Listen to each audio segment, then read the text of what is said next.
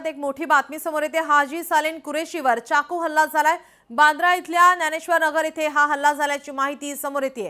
पोटामध्ये चाकू भोसकल्याची ही माहिती। हाजी सालीन कुरेशीवर हल्ला झालेला आहे।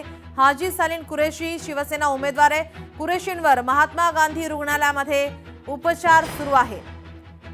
शिवसेनेच्या उमेदवारावर या ठिकाणी चाकू हल्ला झाल्याची माहिती। हाजी सालीन कुरेशीवर हल्ला झालेला आहे।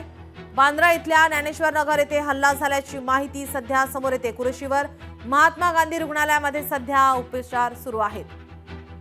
आपले प्रतिनिधी उमेश करंजकर आपल्यासोबत फोन लाईन वरून जोडलेत। उमेश, काय अधिकची माहिती?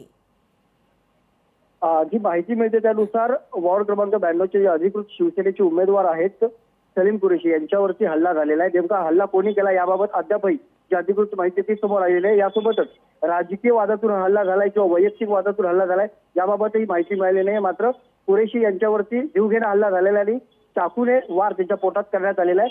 गंभीर जखमी झाल्यानंतर त्यांना रुग्णालयात दाखल करण्यात आले। त्याचे उपचार सुरू आहेत। या सगळ्या बाबतीत पोलीस तपास जो आहे तो सध्या सुरू करण्यात आलेला आहे। जी, याचे अपडेट तुमच्याकडून घेतच राहू। तुर्तास धन्यवाद तुम्ही दिलेल्या माहितीसाठी।